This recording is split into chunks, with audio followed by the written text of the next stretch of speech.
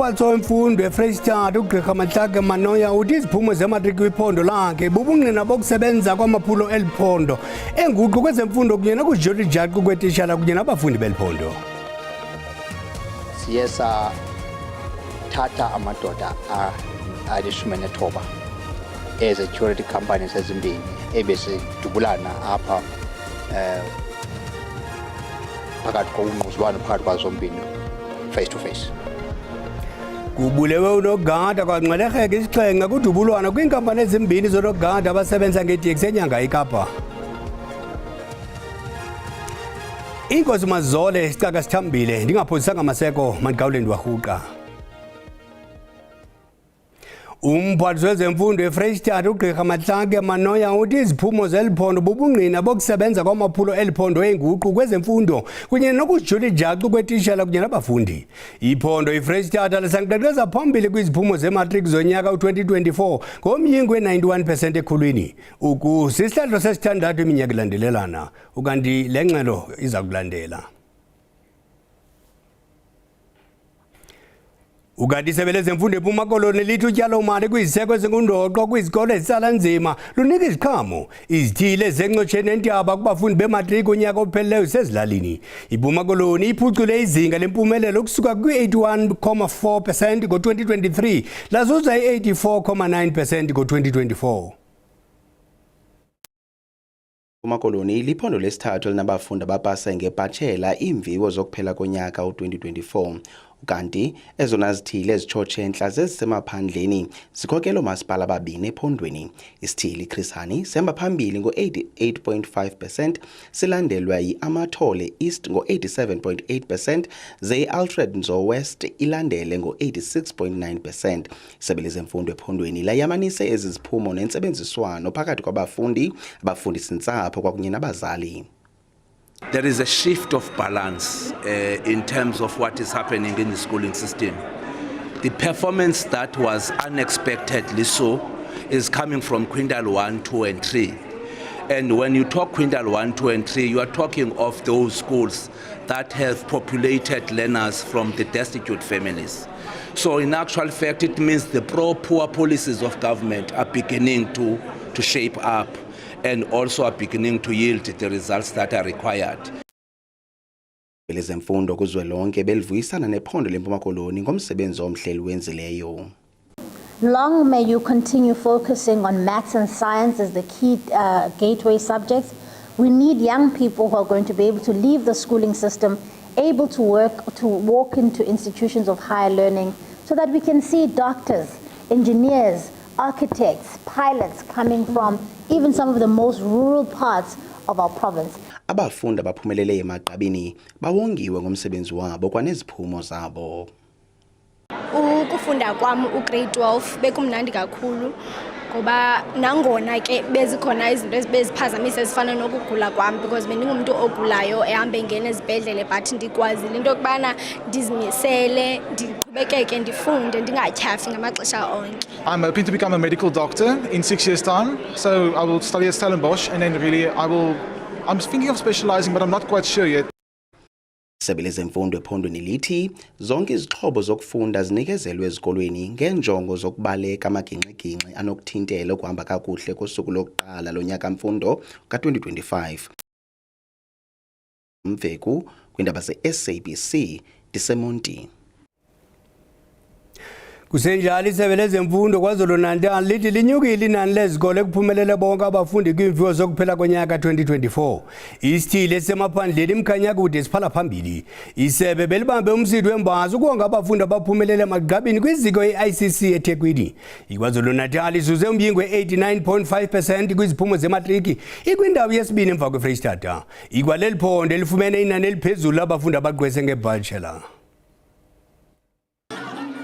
Bekuyinjabulo yodwa KwaZulu-Natal kubongeza abafundi ba-matric wangonyaka odlule. Kuhlonishwe abafundi abahambe phambili esifundazweni. bebengu-161,000 abafundi ababhale izivivinyo zabo zika-matric esifundazweni. Abangu-144,000 baphumelelile, nokusho ukuthi isifundazwe siphumelele ngamaphesenti angu-89.5.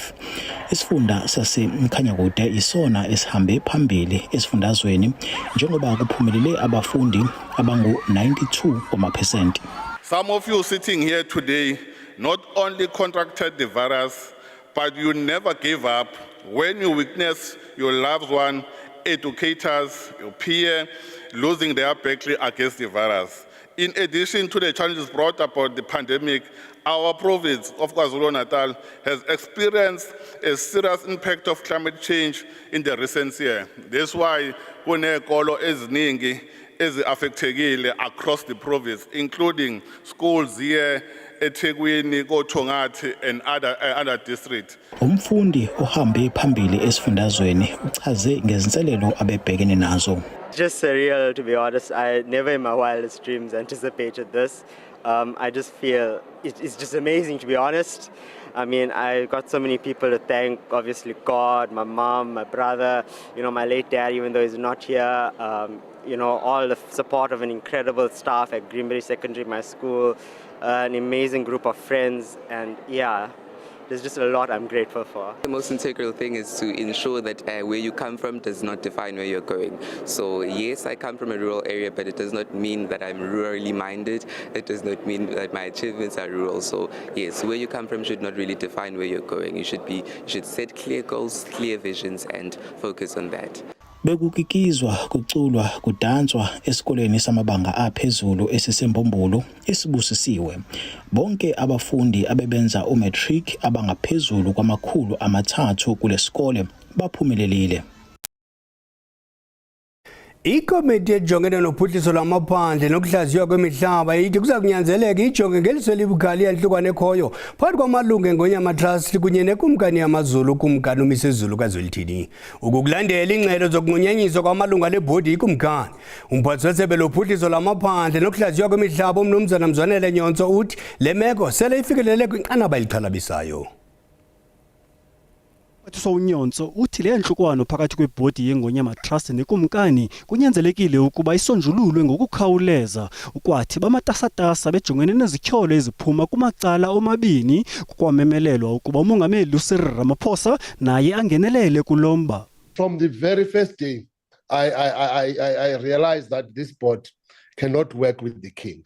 Now we're at a stage where we're about, honestly, to dissolve this board because they can't work with this king. We really don't want to be involved in a media public spat with the king, but at the same time, no one is above the law. We must all respect the law. Usihlalo wale komiti selefake isicelo sendibano phakathi komphathiswa kuquka ikumkani. Is it true that the issues around the ITB have reached crisis point? It is also true that things are happening thick and fast. Every day there are new developments. And it is imperative, therefore, that some sort of interventions should actually be made before the matters actually get out of hand. Ikomiti iceba ukuqhuba utyelelo olujolise kuqinisekiseni ubungqina obukhoyo ze ithathe amanyathelo afanelekileyo.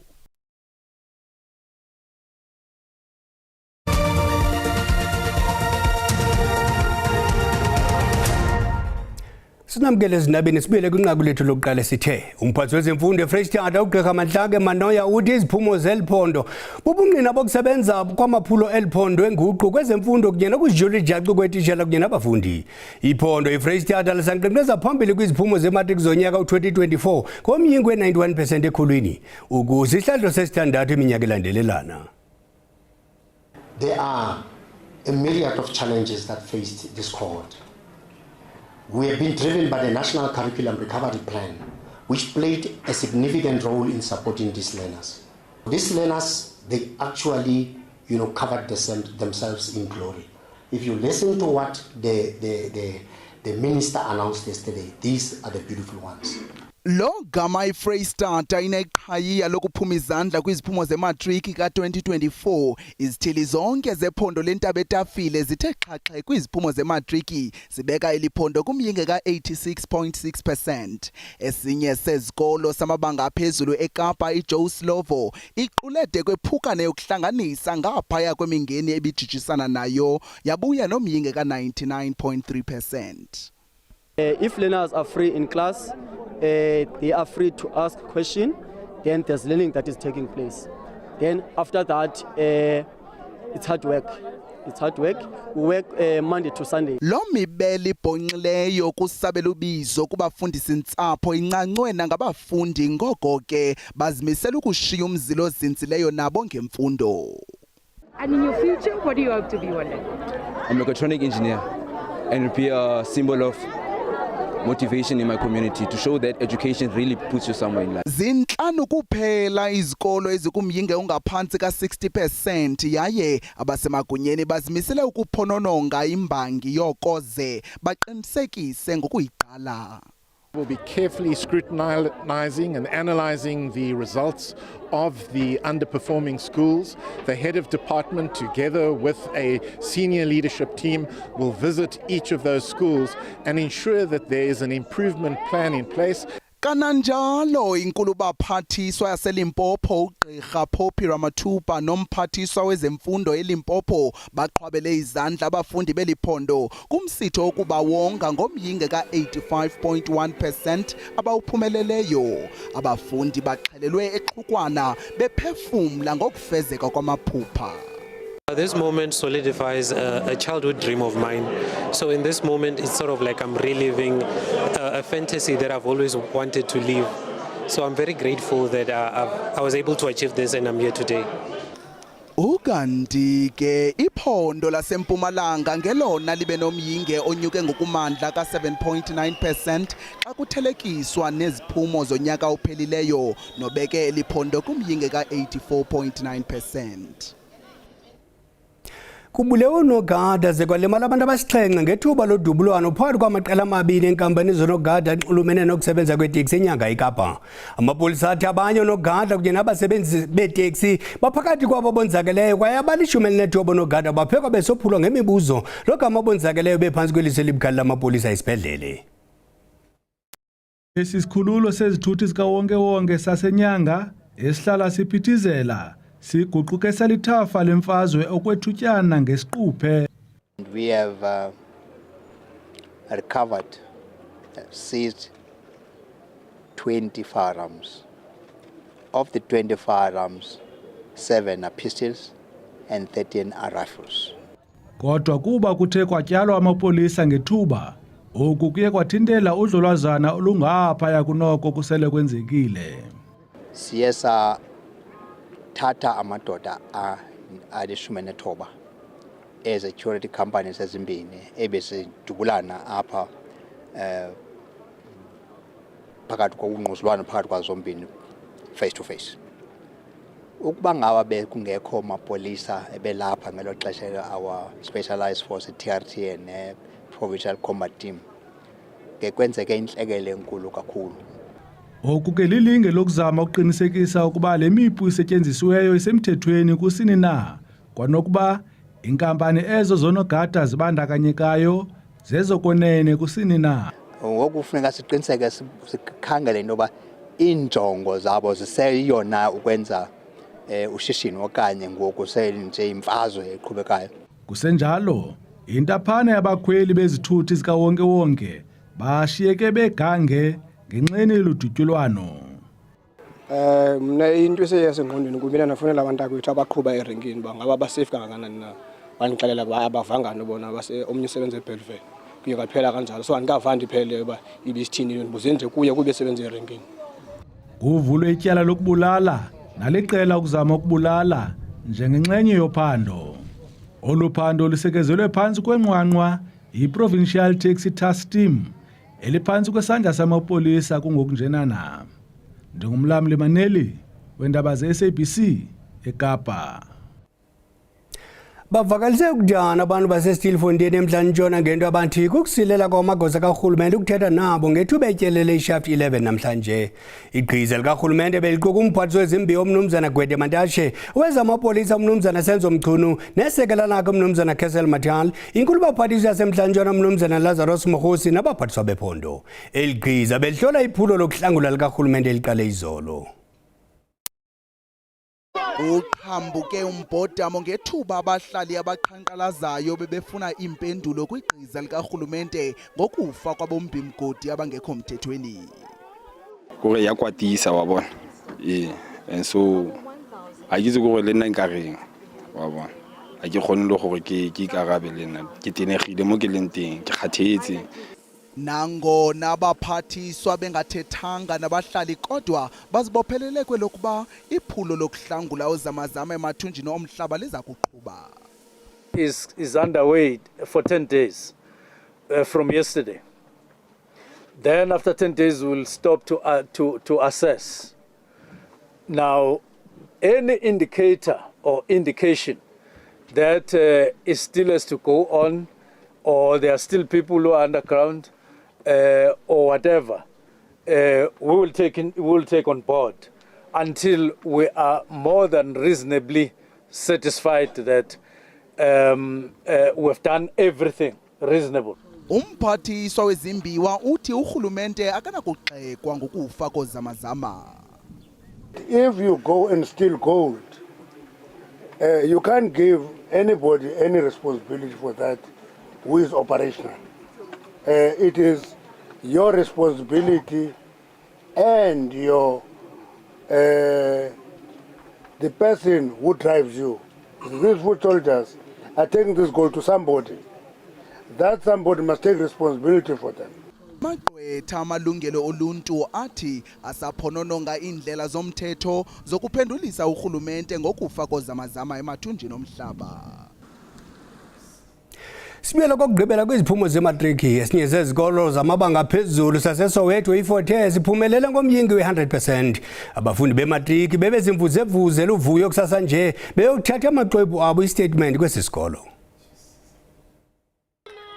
Ekunyamezeleni ukhona umvuzo lentetho ingqinwe ngenene ngabafundi bematriki abaphuthume bephathelela ngaphaya kweziphithiphithi zelokishi namakhaya atsalanzima kwisikolo samabanga aphezulu iFort-Hare saseSoweto eGauteng.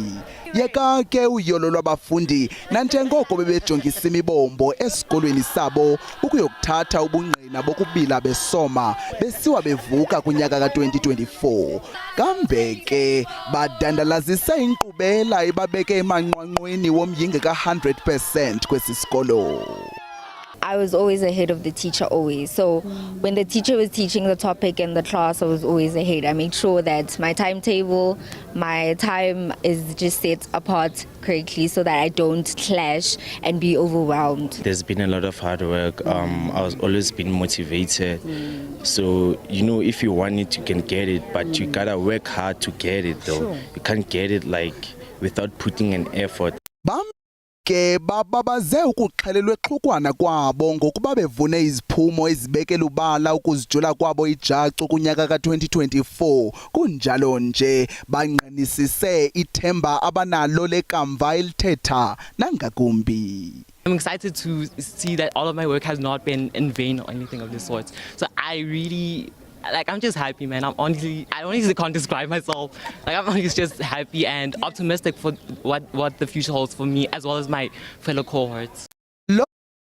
Abasemagunyeni kwisebe lezemfundo bazingomba isifuba ngegalelo elimandla ababenalo ukuqinisekisa ukuba eliphondo lithi xhaxhe ngomyinge ka-3% ukuma ngoka-88.4% nolibeke kwindawo yesithathu kunkqenkqeza phambili kumaphondo weli olithoba. Isithethi sesebe lezemfundo eGauteng uSteve Mabona ukwaxinisa nempucuko ethe chapha kwizikolo ezisezilokishini. La abantwana bapase bonke akunamntwana ofelile kulesi sikolo into esithabisa kakhulu kwamambala leyo. Bese yabona ukuthi izinkolo ezisemakhaya namkha ezisemzini zenza ngcono nawuziqathanisa nalezi ezisemadrobheni. ngiyo ke into eyenza ukuthi sihuluphele ukuthi ijuguluko lizaba khona ngoba abantwana benza kuhle. Kananjalo okamabona ubalule icham lenkxasomali ibasari exhamlwa ngabafundi abathathu abaphuma izandla kwizikolo ezingabhatalelwayo ukuze baqhubele phambili nokunxonxotha kumthombo wemfundo enomsila. Ukanti ke bakwaqhwatyelwe izandla ababafundi ngokuba ngamathandazwe abuphilayo ubuntu nanjengoko bethe banikela ngeempahla zabo zesikolo kwabawashiya ngasemva. Ndimlo Lilitha Ntsundwani kwiindaba ze-SABC eGauteng. Makuthethe bomnyama kuvela ukukhanya kube Khosi Sibele.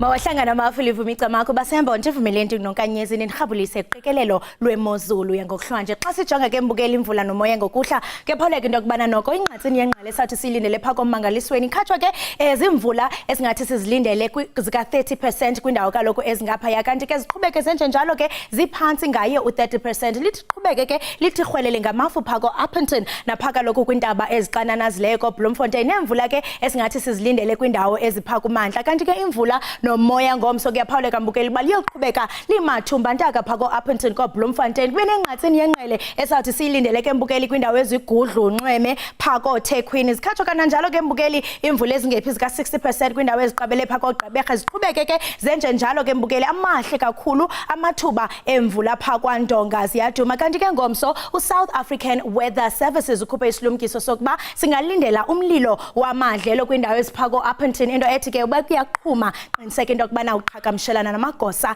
kaxakeke zenze njalo ke mbukeli indudumo ezimandla ezingathi sizilindele kaloku phakwa Ndonga ziyaduma naphoko Pulukwane qiniseke mbukeli into kubana ukhuselekile ngalo lonke ixesha amaqondo ke obushushu aphansi ngokuhlwa xa sathi sithathe sijonge kaloku phakwa indawo ezikomosina naphako Phalaburwa khona lithe laphola ibe ngu22 ibe ngu21 eMosina singene kaloku mbukeli pha emazweni singene ko Richards Bay ko Lundu ko Newcastle ethande ukuphola ngaye u19 degrees eThekwini ibe nguye u17 degrees singene siqonde ngqo kaloku mbukeli naphako Mthatha ko Sajonisi yaphawuleka into kubana lithande noko laphola ngo15 degrees yaba ngu11 eMthatha kanti ke mngomso amaqondo obushushu ayakhawuleza mbukeli ngabe yabe ing31 degrees phako Pietermaritzburg kanti ke naphako Kimberley lithande ukufudumala ngaye u31 degrees and such ndithi maziqhuma ingqawe emaxhekweni Khosi.